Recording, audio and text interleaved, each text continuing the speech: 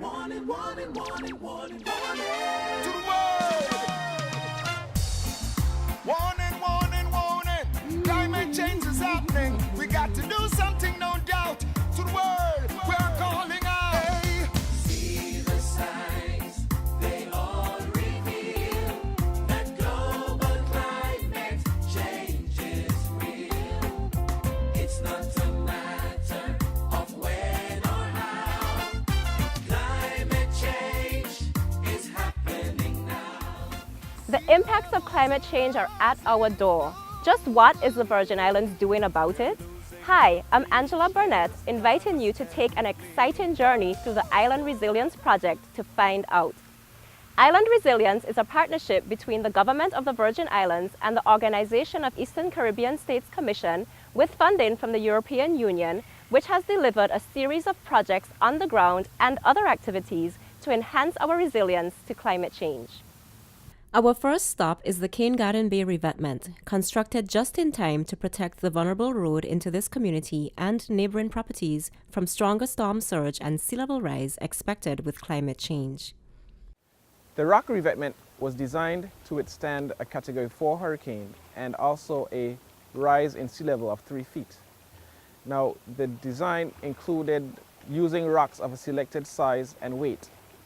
Thankfully, the revetment was able to withstand the storm surge from Category 5 hurricanes Irma and Maria. I'm Leander Hodge, owner of Hodge's Gas Station in King Garden Bay. The project worked real good during the hurricane because that portion of the road didn't get real damage. The other part of the road that didn't have the wall, the stone, that was damaged real bad. Flooding has plagued the Cane Garden Bay community. Through iLand Resilience, a simple drainage improvement was implemented that has made a huge difference. Okay. We were able to make a few minor adjustments to the main drain system that takes the water down to the bay area. This is one of the minor changes that we made, where we place a head wall around the existing drain so that we can capture the bulk of the water into the main drainage system. One of the other minor changes we made is we graded the existing area as well as created a U-drain with a secondary drain, and by doing so we're able to catch the bulk of the water that comes off of this bypass road into the main drainage system. Cane Garden Bay also benefited under iLand Resilience through purchase of equipment required to retrofit the local sewage treatment plant. Now, let's head to neighboring Brewers Bay, where a major road drainage project was implemented to reduce flooding in that community. This project entails the construction of curb walls, slipper drain, and catchment within strategic locations in order for us to train water into the existing natural drainage system. This is one of the curb walls that we constructed to ensure that the water does not go over the side and erode the road structure. We also constructed a curb wall and slipper on this side, which allows us to drain the water into the existing drainage structure, which allows us to catch the existing water that comes down through a natural drainage path, natural earth drainage path. So the catchment is acting as a two-part system. Catches the water off of the roadway as well as the water from the natural drainage part. Adaptation to climate change goes beyond the projects we can see on the ground. We must also rethink how we build and how we use our land through better policies and plans. Hurricane Irma reminded us of the importance of building strong. iLand Resilience paved the way for local adoption of the revised OECS building codes and building guidelines, which take enhanced risks from climate change and lessons from Hurricanes Irma and Maria into account. Resilience isn't just about how we build, but where we build. We should avoid hazard-prone areas and building in places that would generate vulnerabilities. The National Physical Development Plan, or Envision 2040 as we have locally branded it, is our attempt to create a 20-year land use strategy for the entire territory of the Virgin Islands.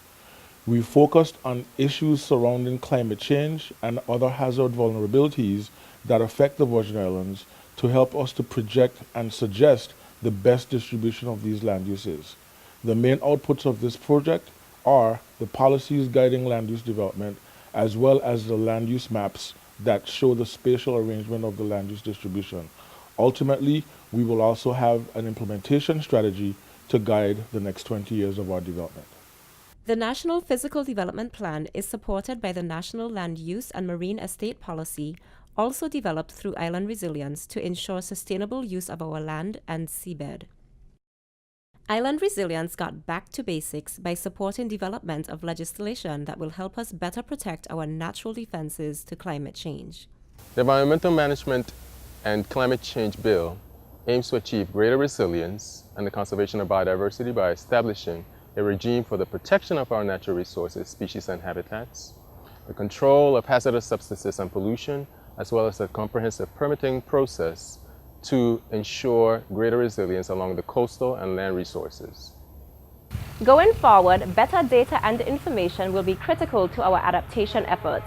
Through iLand Resilience, we obtained a weather station and GPS units to support our data collection efforts.